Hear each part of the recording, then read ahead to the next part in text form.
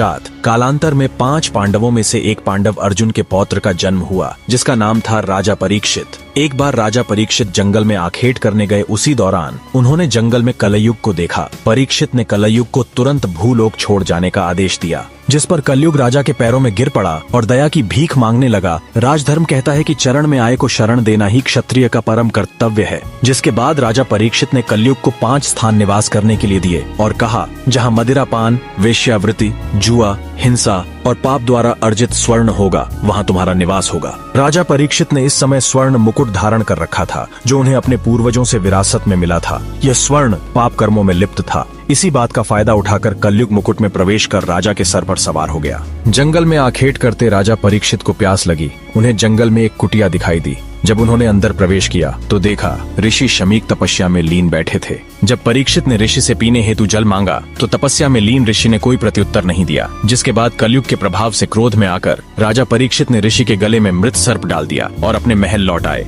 उन्होंने जैसे ही आराम करने के लिए अपना मुकुट उतारा, उन्हें ज्ञात हुआ उनके हाथों से बहुत बड़ा अनर्थ हो गया है। राजा तुरंत घोड़े पर सवार हुए और ऋषि शमीक की कुटिया के समीप आ पहुँचे, लेकिन राजा से ठीक पहले ऋषि शमीक के पुत्र ऋषि श्रृंगी वहाँ पहुँच चुके थे। जब अनभिज्ञ ऋषिपुत्र श्रृंगी ने देखा कि मेरे पिता के गले में कोई मृत सर्प डालकर चला गया, तो क्रोधित ऋषिपुत्र श्रृंगी ने यह श्राप दे डाला कि जिस किसी ने भी यह कुकृत्य किया है, उसे आज से ठीक 7वें दिन तक्षक नाग डसकर मृत्युलोक पहुंचा देगा। दूर खड़े राजा परीक्षित ने यह सब सुन लिया, जिसके बाद राजा परीक्षित काफी दुखी हुए, क्योंकि कहा जाता है जब किसी की मृत्यु सर्प काटने से होती है, उसकी कभी मुक्ति नहीं होती। इसके समाधान के लिए राज्य के पुरोहितों ने 7 दिनों में श्रीमद् भगवद गीता का पाठ कर राजा परीक्षित को सुनाया। जिसके बाद राजा के सप्ततल प्रासाद महल की सुरक्षा इतनी कड़ी कर दी गई कि कोई परिंदा भी पर न मार सके। लेकिन फिर भी ठीक 7वें दिन तक्षक नाग किसी तरह महल में प्रवेश कर गया और राजा परीक्षित को डस लिया। जब राजा परीक्षित के पुत्र जन्मेजय को यह ज्ञात हुआ कि उसके पिता की मृत्यु तक्षक के डसने से हुई है,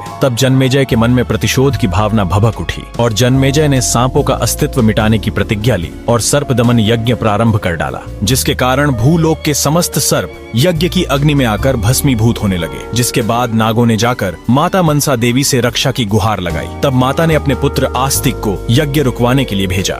अग्नि में सर्पों की आहुति दी जा रही थी। तब माता मनसा देवी के पुत्र आस्तिक के सत प्रयत्नों से नागों के प्राणों की रक्षा की गई। समय बीतता गया और एक दिन जन्मेजय की भी प्राकृतिक कारणों से मृत्यु हो गई। लेकिन जब जन्मेजय की मृत्यु हुई, तब बदला लेने के लिए नागों ने जन्मेजय की आत्मा को पाताल लोक में बंदी बना लिया। युग बदलते गए और फिर प्रारंभ हुआ कलयुग। इस काल के युग में एक बालक का जन्म हुआ। जब ज्योतिष ने ग्रह नक्षत्रों का आकलन किया तो ज्योतिष भयभीत हो गया और कहा कि इस बालक का जन्म घोर अशुभ नक्षत्रों में हुआ है। ज्योतिष ने बालक के माता पिता को उसे समुद्र में फेंकने के लिए बाध्य किया। ज्योतिष के दबाव में आकर बालक के माता पिता को न चाहते हुए भी ऐसा करना पड़ा। जब बालक को समुद्र में फेंका गया तो समुद्र में मौजूद एक विशालकाय मछली ने उसे निगल लिया और बालक कई वर्षों तक मछली के पेट के अंदर ही रहा। जिसके बाद मछली तैरते हुए एक समुद्र तट पर पहुंची और इसी तट पर भगवान शिव माता पार्वती को योग के रहस्य बता रहे थे। योग रहस्य उस बालक के कानों में भी सुनाई पड़े और उस बालक ने मछली के पेट के अंदर ही योग साधना का अभ्यास प्रारंभ कर दिया। 12 वर्षों की कठिन साधना के बाद एक दिन उस मछली को एक मछुआरे ने पकड़ लिया और जब उस मछुआरे ने मछली को काटा तो उसे मछली के अंदर एक जीवित बालक मिला। अचरज से भरे मछुआरे ने उस बालक को अपने साथ रख लिया। समय के साथ बालक बड़ा हो रहा था और एक दिन मछुआरे ने उस बालक को मछली पकड़ने के लिए भेजा।